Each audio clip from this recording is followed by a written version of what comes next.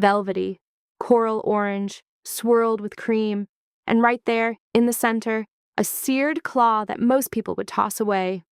This is Lobster Bisque with Fresh Lobster, and we are making it right now. Start with one live lobster, get your hands in there, twist off the tail, crack the claws, pull out every bit of meat and set it aside. But listen to me, save every shell, every leg, every piece of that carapace. This is not garbage. Here's the story no one tells you.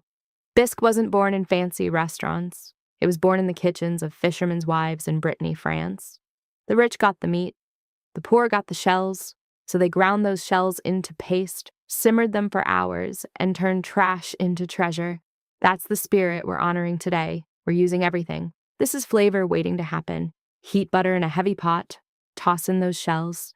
As they sizzle, crush them a little with your wooden spoon. You're not just cooking, you're unlocking the Maillard reaction. That browning, that's where deep flavor comes from. Let them toast until your kitchen smells like a coastal market. Add onion, carrot, celery, garlic, a pinch of coriander. Sweat them until soft. Now pour in brandy. Stand back, it might flare. Scrape the bottom of that pot like you mean it. Every browned particle belongs in this soup. Add white wine, then seafood stock. Toss in fresh dill and parsley. Bring it to a simmer, then turn the heat down. Let it sit for 1 hour, low and slow. The shells release collagen as they cook, giving you silkiness without needing a ton of cream. While that simmers, grab a small skillet. Melt butter. Add your reserved lobster meat with a few fresh dill sprigs. Sear for 60 seconds per side. That's it. You're not cooking it again. You're just waking it up, giving it color, giving it purpose. Now, after 1 hour, back to the pot. Take out the lobster shells. Take your immersion blender. Submerge it. Blend everything.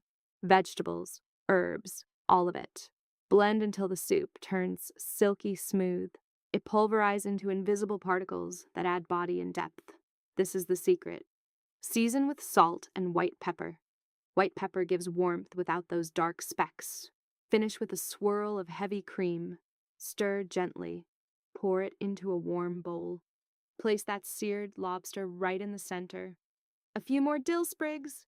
Maybe another drizzle of cream. Because why not? Taste it. That's the ocean. That's brandy warmth. That's bright dill and sweet lobster. All wrapped in a texture so smooth it feels like a secret. One lobster, one pot. A bowl of history that proves you don't need abundance to create something extraordinary. This is Food Illustrated, and as always, enjoy the process of illustration on your plate.